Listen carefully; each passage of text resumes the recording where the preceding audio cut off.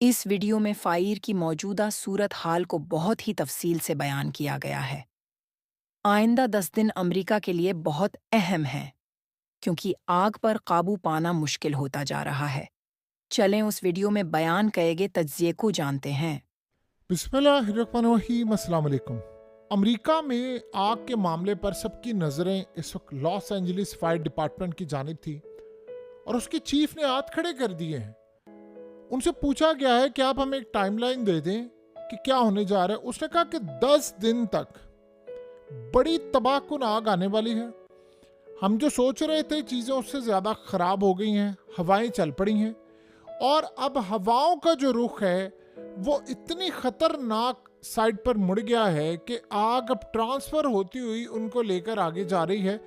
और आप लोग अगले 10 दिन की परवाह करें, यानी इनडायरेक्टली तो उन्होंने कह दिया है कि दुआ करें। अगले 10 दिन तक ये आग जलती रहनी है और अगले 10 दिन में जो भी इसकी राह में आएगा वो राख का ढेर बनता जा रहा है। और हमें सबसे ज़्यादा खतरा ये है कि अब हमने कहा है कि हमारे जो फायर फाइटर्स हैं, आग बुझाने वाले, उनकी ज़िंदगियों को ख़तरा इस वक्त लाहक हो गया है और उनकी जान बचाना भी बड़ा लाजिम है। उन्होंने यानी क्लियरली कह दिया है कि अब जो तबाही आने वाली है अगले 10 दिन ही आग जलती रहेगी। हम क्लियरली बता रहे हैं, हमें कुछ नहीं पता कि आग 10 दिन के बाद भी बंद हो सकती है, नहीं होगी, क्या सूरत हाल होगी। हमें सिर्फ इतना पता है कि इस वक्त हालात बहुत ज़्यादा ख़तरनाक होने वाले हैं और आप लोग इसको यानी पूरी तरह एडमिट करने के लिए तैयार हैं। अब ये जो वाकया है वो कह रहे हैं कि शायद जो हालात चल रहे हैं वर्ल्ड वॉर 2 के बाद का सबसे खतरनाक वाकया ये होने जा रहा है। उससे भी ज़्यादा तबाहकुन वाकया है कि जो फिज़ा के अंदर अब हालात पैदा हो गए हैं, जो इस वक्त ख़ास तौर पर हवाएं चल रही हैं, वो हवाएं अचानक से कहीं आई हैं और उसके बाद हालात बिल्कुल कंट्रोल से बाहर हैं।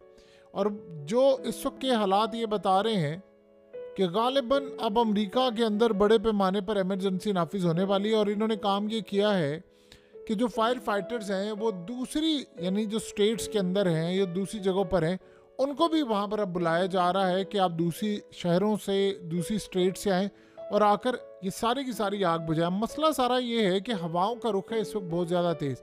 आपको पता है फायर टोर्नेडो भी है, तो वहाँ पर जो फायर फाइटर्स हैं उनकी अपनी जान को ख़तरा लाहक इस वक्त हो रहा है कि वो अपनी जान बचाएं या ये काम करें, क्योंकि एक हद तक उनको जो ट्रेनिंग दी जाती है कि आपने किस लेवल पर जाकर आग बुझानी है, अगर आपकी तरफ आ जाएगा। मसला यहाँ पर ये आया है कि उनको अपनी जान बचाना मुश्किल है, क्योंकि हवा की जो ख़ास तौर पर आप इसको प्रिडिक्ट नहीं कर सकते कि किस डायरेक्शन में जाएगी हवा या किस तरफ आएगी। अचानक से तेज़ हवा चलती है और हवा का यानी जो अब स्पीड है उसका लेवल जो है वो बढ़ता जा रहा है 112 किलोमीटर फी घंटे की रफ्तार से, और ये तेज़ी से बढ़ती जा रही है। और जब ये इतनी तेज़ी से हवा बढ़ रही है तो आग आप सोचिए फायर फाइटर्स को खुद जलाकर आग का ढेर बना देती, बावजूद इसके कि उसने ऐसे कपड़े पहने हैं जो फायर प्रूफ है और तमाम चीज़ें हैं। उनको अपने आप को भी बचाना है और आग भी बुझानी है। उधर से हो ये रहा है कि जो प्राइवेट फायर फाइटर्स हैं उनको जो बड़ी बड़ी सेलिब्रिटीज़ हैं उन्होंने $2000 पर घंटे के ऊपर हायर किया हुआ है कि हमारे घर आपने बचाने आया जो सूरत हाल है। यानी आप ये सोच लें कि अगले 10 दिन के बाद जो तबाही आने वाली है वो बड़ी भयानक। इन्होंने अभी बता दिया है कि हमारा ख्याल था कि 10 दिन तक आपने बचाना है। अब जो सेलिब्रिटीज़ हैं, बड़े बड़े जो लोग हैं, शायद उनको अंदाज़ा नहीं है कि इस वक्त हालात क्या हैं। ये सोच रहे हैं कि हम लोग $2000 देकर अपना घर बचाया। बहुत सारे लोगों ने बचाया भी है, $2000 पर घंटे के हिसाब से उन्होंने पे किया और अपना घर बचाया। लेकिन मसला सारा ये है कि जो इन्वायरमेंट है वो इतना ज़्यादा ख़राब हो चुका है, इन्वायरमेंट इतना तबाहकुन हो चुका हुआ है कि अगर आप वापस घर जाते हैं, स्मोक की वजह से, ऐश की वजह से आपके लंग्स तबाह हो जाएंगे, आपके फेफड़े गए, आपका ब्रेन डैमेज हो जाएगा, आपको हार्ट अटैक होने का ख़तरा है। और आप वहाँ से जो टॉक्सिक केमिकल लेकर आएंगे वो इतने ख़तरनाक है कि आपकी गाड़ी से लेकर आपके इलेक्ट्रॉनिक डिवाइसेस से आपकी बॉडी में वो आते हैं, आप जो सांस वहाँ पर ले रहे हैं उसके बाद तबाही है। अब ये आप समझ रहे हैं कि बॉटम लाइन ये है कि अगर वहाँ पर किसी का घर बच भी गया है तो वो भी समझे गया, जो मर्जी हो जाए। मिसाल के तौर पर बहुत सारे ऐसे घर हैं जो वहाँ पर अकेले रह गए, वो बच गए हैं, अब वो भी आपके हाथ से निकल गए हैं। उसका सबसे बड़ा मसला ये है कि वो इन्वायरमेंट नहीं रहा ये कम से कम 2-2.5 साल उनको लगेंगे इस एनवायरनमेंट को क्लीन करने में, फिर आप जाकर रह सकते हैं। अचानक से जो स्ट्रॉन्ग सिवियर विंड्स हैं, जो हवाएं हैं बड़ी शिद्दत के साथ, वो आना शुरू हो गई हैं। और लोग सिर्फ सवालात उठा रहे हैं कि हवाएं अचानक कहाँ से आ रही हैं, क्या इसकी लॉजिक है, क्या सूरत हाल है, क्या मामला है। ये जो अगला हफ्ता होने वाला है और ये जो करंट हफ्ता है, ये आप समझ रहे अमेरिका की तारीख का सबसे तबाहकुन हफ्ता होने वाला है। यानी इसमें देखिए ऑलरेडी तो 1 करोड़ लोगों को कह दिया गया है कि आप घर से बाहर निकले, आप चले जाएं यहाँ से। लेकिन 1 करोड़ तक ये बात अब महदूद नहीं रहेगी। ये 1 करोड़ लॉस एंजलिस काउंटी के अंदर है, यानी जो तमाम शहर आता है लॉस एंजलिस में, उसके बाद ये वहां से आग भड़कती है अगले 10 दिन के बाद। और ये 10 दिन के बाद आगे बढ़ती बढ़ती कहाँ तक जाती है किसी को नहीं पता। अब क्या हम वाकई सारी सूरत हाल में देख रहे हैं कि अमेरिका की एक रियासत से दूसरी रियासत क्या इस तरह की आग अब होने वाली है? और जो सबसे बड़ी अजीबोगरीब बात है कि लोग वहाँ पर इंतज़ार कर रहे हैं, दुआएं कर रहे हैं, अल्लाह की जानिब देख रहे हैं। जो भी जिस भी मज़हब से ताल्लुक़ रखता है वो किसी ना किसी तर्ज पर दुआ कर रहा है कि किसी तरह बारिश हो जाए। अगर बारिश होती है तो फिर ही कोई उनके लिए रिलीफ मिल सकता है। और अजीब बात है कि अगर आप वेदर को देखें, जो वेदर फोरकास्ट है वो बता रही है कि दूर दूर तक अनकरीब लॉस एंजलिस में बारिश का कोई इम्कान नहीं है। और लोग वहाँ पर डिमांड ये कर रहे हैं कि किसी तरह हमें मसनूई बारिश करनी है, फिर जाकर कोई मामला क्लियर होगा। अगर आप गौर से देखेंगे तो तमाम के तमाम इस वक्त यानी जो ऑड्स हैं वही आपको नज़र आ रहे हैं और आप इनको बीट करते हुए किसी जरूरत नहीं आ रहे। एक के बाद अगर आप एक टिक करेंगे तो वो सारा ही अगेंस्ट जा रहा है मामला। ऐसी अजीबोगरीब कहानियां आपको सुनने को मिलेंगी कि आपके रोंगटे खड़े हो जाएंगे कि घर से कुछ लोग निकले और बाकियों ने कहा कि ठीक है आप चले, हम निकले। तेज़ी से निकलना था, कुछ ने सामान पकड़ना था, एक गाड़ी पकड़ी, दूसरी से निकलना था। और पता ये चला कि आग इतनी तेज़ी से आई है कि वो जो बाकी घर में रह जानी, कोई खातून है, कोई बाप है, वो वहीं पर झुलस गए। यानी एक बाप था जो डिसेबल था, उसका बेटा भी डिसेबल था, वो इंतज़ार करते रहे। उन्होंने कॉल की 911 को, इमरजेंसी की आग लगी हुई, आप हमें बचाएं।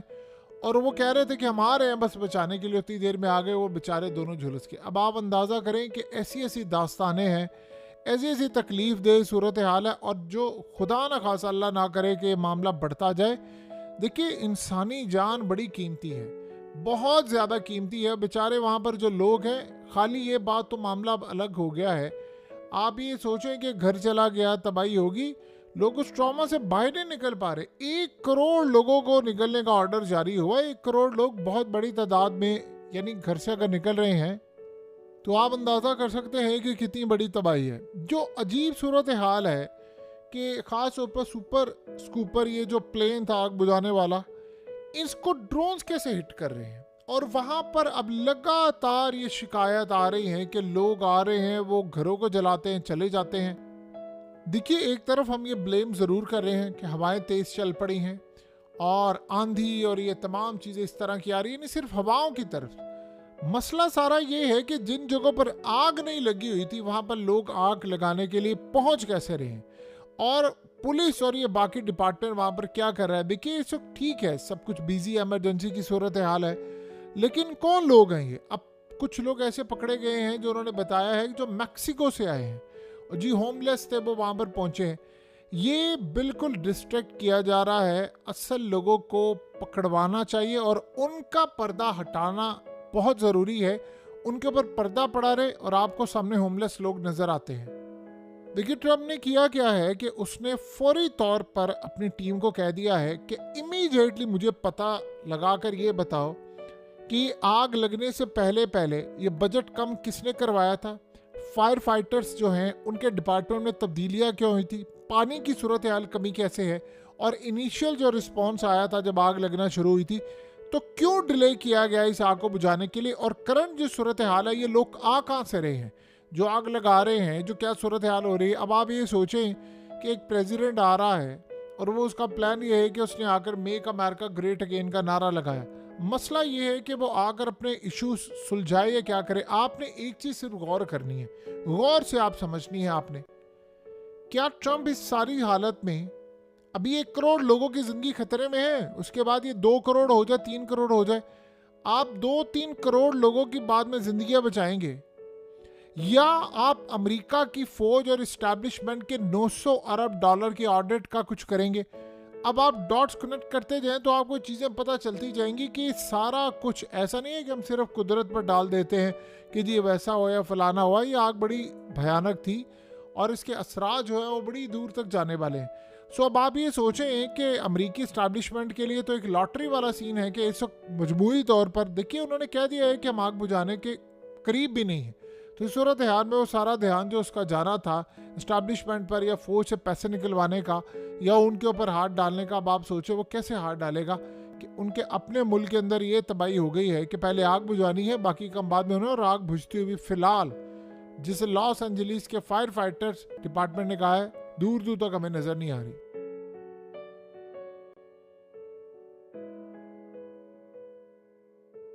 हकीकत टीवी को सब्सक्राइब करना मत भूलें, वीडियो को लाइक करें, शेयर करें और कमेंट सेक्शन में अपनी राय का इजहार जरूर करें।